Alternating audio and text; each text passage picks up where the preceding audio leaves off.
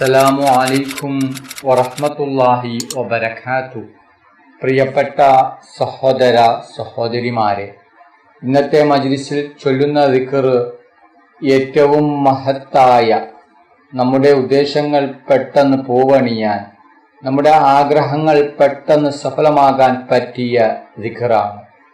ഒരുപാട് ആഗ്രഹങ്ങളും ഉദ്ദേശങ്ങളും മനസ്സിൽ കൊണ്ട് നടക്കുന്നവരാണ് നമുക്കെയും. നമ്മുടെ ഉദ്ദേശങ്ങൾ, നമ്മുടെ ആഗ്രഹങ്ങൾ പെട്ടെന്ന് പൂർത്തിയായി കിട്ടാൻ മഹാന്മാരായ പണ്ഡിതന്മാർ പല വഴികളും നമുക്ക് പഠിപ്പിച്ചു തന്നിട്ടുണ്ട്. അതിലൊരു വഴിയാണ് ഇന്ന് പറയുന്നത്. അതിമഹത്തായ, വളരെ ഫലങ്ങൾ നിറഞ്ഞ, വളരെ ശ്രേഷ്ഠതയുള്ള ഒരു ദിക്റാണിത്. ഏതാണ് ആ ദിക്ർ? നമുക്കെല്ലാവർക്കും അറിയുന്ന, നാം എല്ലാവരും ചൊല്ലുന്ന ഒരു ദിക്റാണ് യാ ലത്തീഫു യാ അല്ലാ എന്ന ദിക്ർ. യാ ലത്തീഫു യാ അല്ലാ എന്നാൽ സൂക്ഷ്മതയുള്ളവൻ, മയത്തിൽ പെരുമാറുന്നവൻ എന്നാണ് ഇതിൻ്റെ അർത്ഥം. ഈ ദിക്ർ ചൊല്ലി നാം അള്ളാഹുവിനോട് ഒരു കാര്യം ചോദിച്ചാൽ അവൻ അതിലേക്ക് നമ്മെ എത്തിക്കും, അതിനുള്ള വഴികൾ എളുപ്പമാക്കി തരും. എന്ന് പറഞ്ഞാൽ നമ്മൾ എന്താണോ അള്ളാഹുവിനോട് ചോദിക്കുന്നത് അത് അല്ലാഹു സുബ്ഹാനഹു തആല നമുക്ക് സാധിപ്പിച്ചു തരും. ഒരുപാട് അനുഭവങ്ങളാണ് നമുക്ക് മുമ്പിലുള്ളത്. ഇതിൻ്റെ ഒരു മഹത്തായ എണ്ണമാണ് 129. ആ 129 ഗുണിക്കണം 129 സമം 16,641 എണ്ണമാണ് നമുക്ക് ലഭിക്കുന്നത്. ഈ 16,641 പ്രാവശ്യം നമ്മൾ യാ ലത്തീഫു യാ അല്ലാ എന്ന ഇസ്മ ചൊല്ലി തീർക്കണം. ഒറ്റയിരുത്തത്തിൽ ചൊല്ലിത്തീർക്കാൻ കഴിയുന്നവർ അങ്ങനെ ചൊല്ലിത്തീർക്കുക. അല്ലാത്തവർ 9 ദിവസം കൊണ്ട് ചൊല്ലിത്തീർക്കുക. ഉദ്ദേശങ്ങൾ സഫലമാകും, ആഗ്രഹങ്ങൾ നടന്നിരിക്കും ഇൻഷാ അല്ലാ. ഒരുപാട് അനുഭവമാണ് പറയുന്നത്. ഇങ്ങനെ 1, 2, 3 തവണ ആവർത്തിക്കുക. അതായത് ഒരു പ്രാവശ്യം ചെയ്ത് ഫലം കിട്ടിയില്ലെങ്കിൽ 2, 3 തവണ ഇങ്ങനെ ആവർത്തിക്കുക. അതിനുള്ളിൽ ഫലം ഉറപ്പായും കാണുന്നതാണ് ഇൻഷാ അല്ലാ. ഇങ്ങനെ ചെയ്യുമ്പോൾ മറ്റൊരു സംസാരത്തിൽ ഏർപ്പെടാതെ ആത്മാർത്ഥമായി മനസ്സറിഞ്ഞ് ഫലം കിട്ടുമെന്ന ഉറപ്പോടെ ചൊല്ലുക ഇൻഷാ അല്ലാ. അല്ലാഹു സുബ്ഹാനഹു തആല തൗഫീഖ് ചെയ്യട്ടെ. അല്ലാഹു സുബ്ഹാനഹു തആല നമ്മുടെ എല്ലാ ഹലാലായ ഉദ്ദേശങ്ങളും ആഗ്രഹങ്ങളും പെട്ടെന്ന് പൂർത്തിയാക്കി തരട്ടെ. നമ്മുടെ എല്ലാ വിഷമങ്ങളും പ്രയാസങ്ങളും അല്ലാഹു സുബ്ഹാനഹു തആല മാറ്റി തരട്ടെ. അപ്പോൾ എല്ലാവരും ഉസ്താദിൻ്റെ കൂടെ ഈ ദിക്ർ 100 പ്രാവശ്യം ചൊല്ലണം. അതിനുശേഷം നമുക്ക് ദുആയിലേക്ക് പ്രവേശിക്കാം. അല്ലാഹു സുബ്ഹാനഹു തആല നമ്മുടെ മജ്ലിസ് സ്വീകരിക്കുമാറാകട്ടെ. ദുആക്ക് ഇജാബത്തുള്ള മജ്ലിസായി അല്ലാഹു സുബ്ഹാനഹു തആല നമ്മിൽ നിന്നും കബൂൽ ചെയ്യട്ടെ. ഈ മഹത്തായ മജ്ലിസിൽ ഒരുമിച്ച് കൂടിയ എല്ലാ സഹോദര സഹോദരിമാർക്കും അല്ലാഹു സുബ്ഹാനഹു തആല അർഹമായ പ്രതിഫലം നൽകട്ടെ. ഓരോരുത്തരുടെ മനസ്സിലുള്ള ഉദ്ദേശങ്ങൾ, ആഗ്രഹങ്ങൾ, ആവശ്യങ്ങൾ അല്ലാഹു സുബ്ഹാനഹു തആല എളുപ്പത്തിൽ പൂർത്തിയാക്കി കൊടുക്കട്ടെ. ഓരോരുത്തരുടെ മനസ്സിലുള്ള വിഷമങ്ങൾ, പ്രയാസങ്ങൾ, ബുദ്ധിമുട്ടുകൾ, സങ്കടങ്ങൾ, ദുഃഖങ്ങൾ, രോഗങ്ങൾ, കടങ്ങൾ, ടെൻഷനുകൾ എല്ലാം അല്ലാഹു സുബ്ഹാനഹു തആല മാറ്റിക്കൊടുക്കട്ടെ. അഊദു ബില്ലാഹി മിനശ് ശൈത്വാനിർ റജീം. ബിസ്മില്ലാഹിർ റഹ്മാനിർ റഹീം. ഫദ്കുറൂനി അദ്കുറുകും വഷ്കുറൂ ലീ വലാ തക്ഫുറൂൻ. ലാ ഇലാഹ ഇല്ലല്ലാഹ് ലാ ഇലാഹ ഇല്ലല്ലാഹ് ലാ ഇലാഹ ഇല്ലല്ലാഹ് ലാ ഇലാഹ ഇല്ലല്ലാഹ് ലാ ഇലാഹ ഇല്ലല്ലാഹ് ലാ ഇലാഹ ഇല്ലല്ലാഹ് ലാ ഇലാഹ ഇല്ലല്ലാഹ് ലാ ഇലാഹ ഇല്ലല്ലാഹ് ലാ ഇലാഹ ഇല്ലല്ലാഹ് ലാ ഇലാഹ ഇല്ലല്ലാഹ് ലാ ഇലാഹ ഇല്ലല്ലാഹ് ലാ ഇലാഹ ഇല്ലല്ലാഹ് ലാ ഇലാഹ ഇല്ലല്ലാഹ് ലാ ഇലാഹ ഇല്ലല്ലാഹ് ലാ ഇലാഹ ഇല്ലല്ലാഹ് ലാ ഇലാഹ ഇല്ലല്ലാഹ് ലാ ഇലാഹ ഇല്ലല്ലാഹ് ലാ ഇലാഹ ഇല്ലല്ലാഹ് لا إله إلا الله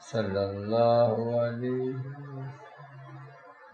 صلى الله على محمد صلى الله عليه وسلم صلى الله على محمد صلى الله عليه وسلم صلى الله على محمد صلى الله عليه وسلم صلى الله على محمد صلى الله عليه وسلم اللهم صل على محمد يا رب صل عليه وسلم اللهم صل على سيدنا محمد الفاتح لما أغلق والخاتم لما سبق ناصر الحق بالحق والهادي إلى صراطك المستقيم وعلى آله حق قدره ومقداره العظيم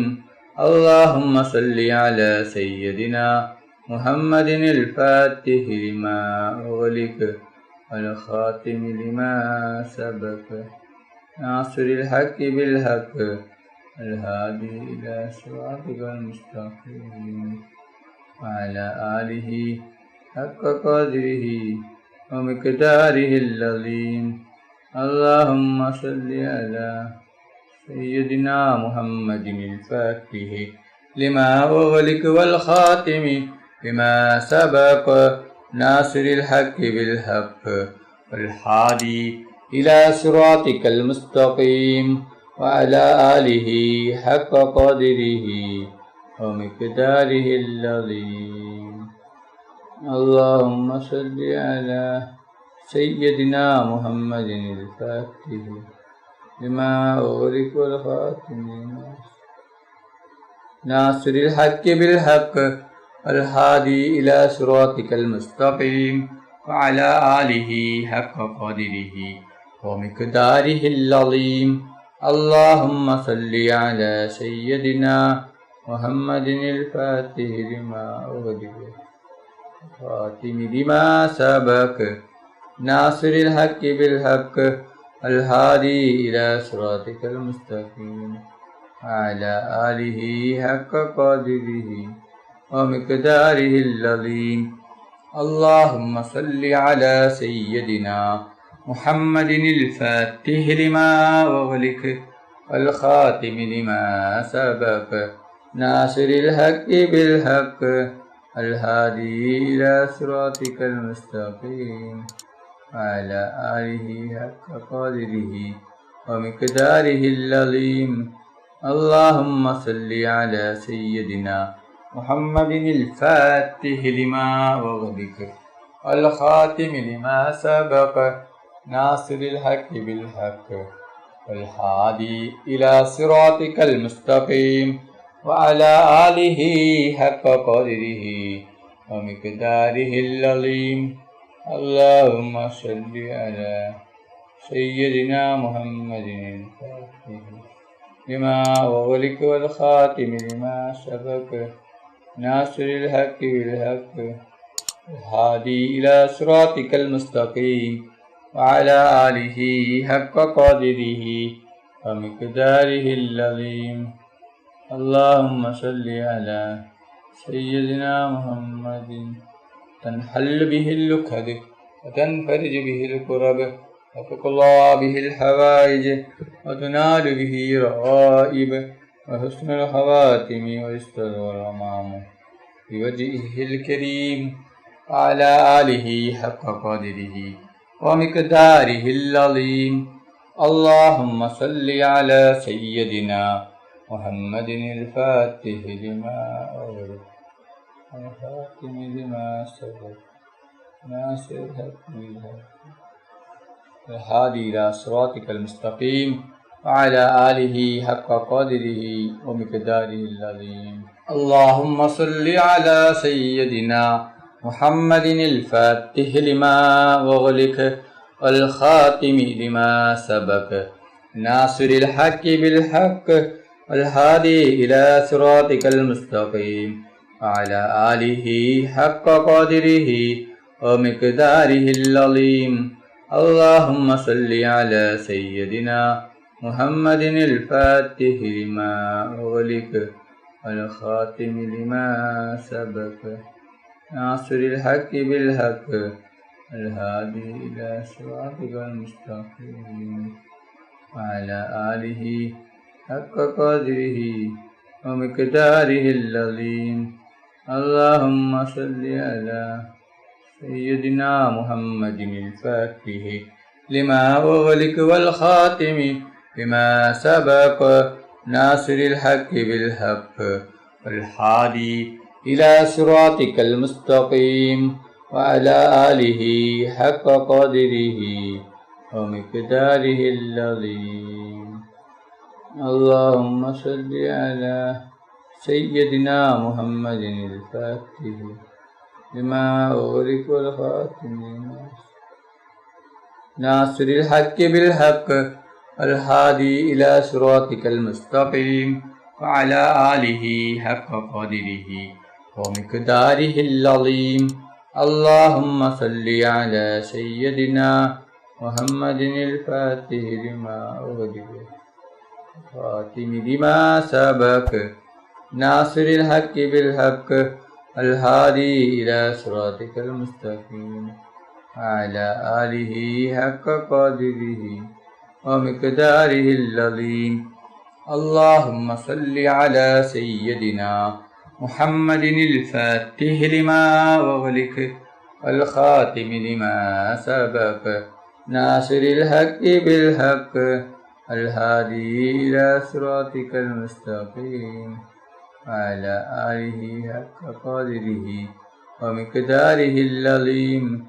اللهم صل على سيدنا محمد الفاتح لما أغلق والخاتم لما سبق ناصر الحق بالحق والهادي إلى صراطك المستقيم وعلى آله حق قدره ومقداره العظيم. اللهم صل على سيدنا محمد الفاتح لما أغلق والخاتم لما سبق ناصر الحق بالحق الهادي إلى صراطك المستقيم وعلى آله حق قدره ومقداره العظيم.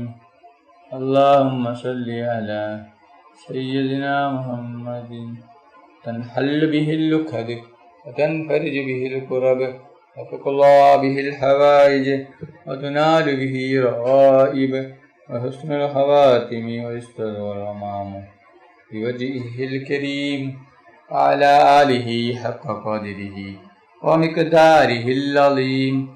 اللهم صل على سيدنا محمد الفاتح لما أغلق والخاتم لما سبق ناصر الحق بالحق الهادي إلى صراطك المستقيم وعلى آله حق قدره ومقداره العظيم. اللهم صل على سيدنا محمد الفاتح لما أغلق والخاتم لما سبق ناصر الحق بالحق الهادي إلى صراطك المستقيم وعلى آله حق قدره ومقداره العظيم. അല്ലാഹു സുബ്ഹാനഹു വ തആല നമ്മുടെ മജ്ലിസ് കബൂൽ ചെയ്യട്ടെ. ദുആക്ക് ഇജാബത്ത് കിട്ടുന്ന മജ്ലിസായി അല്ലാഹു സുബ്ഹാനഹു വ തആല നമ്മിൽ നിന്നും സ്വീകരിക്കട്ടെ. ഈ മഹത്തായ മജ്ലിസിൽ ഒരുമിച്ച് കൂടിയ ദിക്റുകൾ ചൊല്ലിയ സ്വലാത്തുകൾ ചൊല്ലിയ എല്ലാവർക്കും അല്ലാഹു സുബ്ഹാനഹു വ തആല അർഹമായ പ്രതിഫലം നൽകി അനുഗ്രഹിക്കട്ടെ. നമ്മുടെ മനസ്സിലുള്ള എല്ലാ ഉദ്ദേശങ്ങളും എല്ലാ ആഗ്രഹങ്ങളും എല്ലാ ആവശ്യങ്ങളും അല്ലാഹു സുബ്ഹാനഹു വ തആല ഈ മജ്ലിസിന്റെ ബർക്കത്ത് കൊണ്ട് ഈ ദിവസത്തിൻ്റെ ബർക്കത്ത് കൊണ്ട് അല്ലാഹു സുബ്ഹാനഹു വ തആല എത്രയും പെട്ടെന്ന് പൂർത്തിയാക്കി തരട്ടെ. എല്ലാ പ്രയാസങ്ങളും എല്ലാ ബുദ്ധിമുട്ടുകളും എല്ലാ വിഷമങ്ങളും എല്ലാ രോഗങ്ങളും എല്ലാ ടെൻഷനുകളും എല്ലാ കടങ്ങളും എല്ലാ സങ്കടങ്ങളും എല്ലാ ദുഃഖങ്ങളും അല്ലാഹു സുബ്ഹാനഹു വ തആല മാറ്റിത്തരട്ടെ. ദുആയിലേക്ക് കടക്കുകയാണ്. എല്ലാവരും ആത്മാർത്ഥമായി ആമീൻ പറയുക. ആമീൻ. അൽഹംദുലില്ലാഹി റബ്ബിൽ ആലമീൻ. اللهم صل على سيدنا محمد وعلى آل سيدنا محمد. അല്ലാഹുവേ, മുസ്ലിമായി ജീവിച്ച് മുസ്ലിമായി മരിപ്പിക്കുന്ന മുത്തഖീങ്ങളിൽ നീ ഞങ്ങളെ ഉൾപ്പെടുത്തണം അല്ലാഹ്. മുഅ്മിനായി ജീവിച്ച് മുഅ്മിനായി മരിപ്പിക്കുന്ന മുത്തഖീങ്ങളിൽ നീ ഞങ്ങളെ ഉൾപ്പെടുത്തണം റഹ്മാനെ. റഹ്മാനും റഹീമുമായ അല്ലാഹ്, മരിക്കുന്ന അവസരത്തിൽ ലാ ഇലാഹ ഇല്ലല്ലാഹ് മുഹമ്മദ് റസൂലുള്ളാഹ് എന്ന ഷഹാദത്ത് കലിമ ഉച്ചരിച്ചുകൊണ്ട് മരിപ്പിക്കുന്ന മുത്തഖീങ്ങളിൽ ഉൾപ്പെടുത്തണം റഹ്മാനെ. റഹ്മാനും റഹീമുമായ അല്ലാഹ്, മരിക്കുന്ന അവസരത്തിൽ പൂർണ്ണ ഈമാനോട് കൂടി സ്വർഗത്തിന്റെ ഫോട്ടോ കണ്ട് പുഞ്ചിരിച്ചു കൊണ്ട് മരിപ്പിക്കുന്ന മുത്തഖീങ്ങളിൽ നീ ഞങ്ങളെ ഉൾപ്പെടുത്തണം റഹ്മാനെ. റഹ്മാനും റഹീമുമായ അല്ലാഹ്, ഞങ്ങൾ പാപികളാണ്, ദോഷികളാണ്, ഒരുപാട് തെറ്റുകുറ്റങ്ങൾ ചെയ്തവരാണ് അല്ലാഹ്.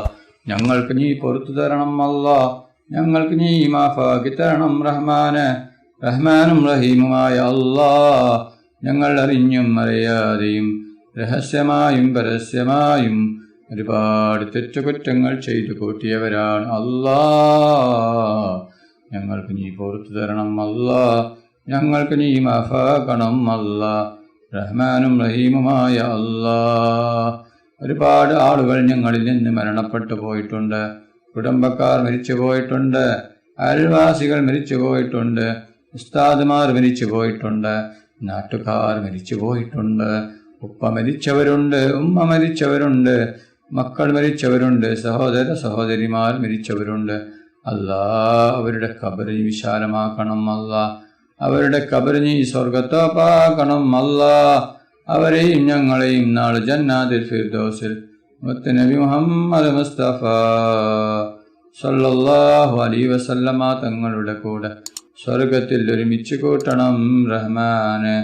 റഹ്മാനും റഹീമുമായ അല്ലാഹ്, ഞങ്ങൾ പാവികളാണ്, ദോഷികളാണ്, ഒരുപാട് തെറ്റുകൾ ചെയ്തു കൂട്ടിയവരാണ്. ഞങ്ങൾക്ക് നീ പൊറുത്തു തരണം അല്ലാഹ്, ഞങ്ങൾക്ക് നീ മാഫാക്കണം റഹ്മാനെ. റഹ്മാനും റഹീമുമായ അല്ലാഹ്, ഒരുപാട് ആളുകൾ രോഗം കൊണ്ട് ബുദ്ധിമുട്ടുകയാണ്. പലരും മാരകമായ രോഗങ്ങൾ കൊണ്ട് ബുദ്ധിമുട്ടുകയാണ്. ചെറുതും വലുതുമായ ഒരുപാട് രോഗങ്ങൾ കൊണ്ട് വിഷമിക്കുന്നവരുണ്ട് അല്ലാഹ്. അവരുടെ എല്ലാവിധ രോഗങ്ങളും ശിഫയാക്കണം അല്ലാഹ്. എന്ത് വലിയ രോഗമാണെങ്കിലും എത്ര വലിയ രോഗമാണെങ്കിലും ശിഫ നൽകണം അല്ലാഹ്. രോഗം തരുന്നവൻ നീയാണല്ലോ റബ്ബേ, ശിഫയാക്കുന്നവനും നീയാണല്ലോ റബ്ബേ. സർവരോഗവും നീ ശിഫയാക്കണം അല്ലാഹ്. ആർക്കും ഒരു രോഗവും തന്ന് നീ പരീക്ഷിക്കല്ല റഹ്മാനെ. എല്ലാ രോഗങ്ങളെ തൊട്ടും നീ ഞങ്ങളെ എല്ലാവരെയും കാക്കണം റഹ്മാനെ. റഹ്മാനും റഹീമുമായ അല്ലാഹ്, കടങ്ങൾ കൊണ്ട് ബുദ്ധിമുട്ടുന്ന ഒരുപാട് പേരുണ്ട് റബ്ബേ. കോടികൾ കടങ്ങളാണ്, ലക്ഷങ്ങൾ കടങ്ങളാണ്, പതിനായിരങ്ങൾ കടങ്ങളാണ്. വിടാനൊരു വഴിയും ഇല്ലല്ലോ റബ്ബേ. എന്ത് വലിയ കടമാണെങ്കിലും എത്ര വലിയ കടമാണെങ്കിലും നീ വീട്ടിത്തരണം അല്ലാഹ്. എല്ലാ കടങ്ങളും നീ വീട്ടിത്തരണം അല്ലാഹ്. കടങ്ങൾ വീടാനുള്ള വഴി ഞങ്ങൾക്ക് കാണിച്ചു തരണം റഹ്മാനെ. റഹ്മാനും റഹീമുമായ അല്ലാഹ്, ഒരുപാട് ആളുകൾ രോഗം കൊണ്ട് ബുദ്ധിമുട്ടുകയാണ്. എല്ലാ രോഗവും നീ ശിഫയാക്കണം അല്ലാഹ്. റഹ്മാനും റഹീമുമായ അല്ലാഹ്, ഞങ്ങളുടെ മക്കളെ സ്വാലിഹായ മക്കളാക്കണം അല്ലാഹ്. ദുനിയാവിലും ആഖിറത്തിലും ഉപകരിക്കുന്ന ദീനീ ബോധമുള്ള മക്കളാക്കണം അല്ലാഹ്. ഞങ്ങളുടെ മക്കൾക്ക് ഓർമ്മശക്തിയും ബുദ്ധിശക്തിയും നൽകണം റഹ്മാനെ. മക്കളുടെ പരീക്ഷ എളുപ്പമാക്കണം അല്ലാഹ്. പരീക്ഷയിൽ ഉന്നത വിജയം നീ നൽകണം റഹ്മാനെ. റഹ്മാനും റഹീമുമായ അല്ലാഹ്, ഒരുപാട് ആളുകൾ ഉംറ നിർവഹിക്കാൻ പോയിരിക്കുകയാണ്, ഹജ്ജ് നിർവഹിക്കാൻ പോയിരിക്കുകയാണ്. അല്ലാഹ്, അവരുടെ ഹജ്ജും ഉംറയും സ്വീകരിക്കണം അല്ലാഹ്. അവരുടെ ദുആയിൽ ഞങ്ങളെയും ഉൾപ്പെടുത്തണം അല്ലാഹ്. ഞങ്ങൾക്ക് ഹജ്ജും ഉംറയും ചെയ്യുവാനുള്ള തൗഫീഖ് നീ നൽകണം റഹ്മാനെ. റഹ്മാനും റഹീമുമായ അല്ലാഹ്, മുത്തുനബി മുഹമ്മദ് മുസ്തഫ സല്ലല്ലാഹു അലൈഹി വസല്ലമ തങ്ങളുടെ ഖബർ സിയാറത്ത് ചെയ്യുവാനുള്ള ഭാഗ്യം നീ നൽകണം അല്ലാഹ്. മുത്തുനബി മുഹമ്മദ് മുസ്തഫ സല്ലല്ലാഹു അലൈഹി വസല്ലമ തങ്ങളുടെ ഖബർ സിയാറത്ത് ചെയ്യുവാനുള്ള തൗഫീഖ് നീ നൽകണം റഹ്മാനും റഹീമുമായ അല്ലാഹ്. ഞങ്ങളുടെ ദുആ സ്വീകരിക്കണം റഹ്മാനെ. റഹ്മാനും റഹീമുമായ അല്ലാഹ്, ഈ ലോകത്തും പരലോകത്തും ഗുണവാന്മാരാക്കണം അല്ലാഹ്. ഹജ്ജും ഉംറയും ചെയ്യുവാനുള്ള തൗഫീഖ് നീ നൽകണം അല്ലാഹ്. റഹ്മാനും റഹീമുമായ അല്ലാഹ്, ഞങ്ങളുടെ ദുആ സ്വീകരിക്കണം റഹ്മാനെ. റഹ്മാനും റഹീമുമായ അല്ലാഹ്, അസൂയയിൽ നിന്നും കണ്ണേറുകാരുടെ കണ്ണേറിൽ നിന്നും നീ ഞങ്ങളെ രക്ഷപ്പെടുത്തണം അല്ലാഹ്. എല്ലാ അസൂയയും കണ്ണേറും ഷീറും ഷറുകളും നീ ബാത്തിലാക്കണം അല്ലാഹ്. ഒരു ബുദ്ധിമുട്ടും ഞങ്ങൾക്ക് വരുത്തല്ല റഹ്മാനെ. റഹ്മാനും റഹീമുമായ അല്ലാഹ്, ഞങ്ങളുടെ ദുആ സ്വീകരിക്കണം അല്ലാഹ്. നീ തട്ടിക്കളയല്ല റഹ്മാനെ. ربنا تقبل منا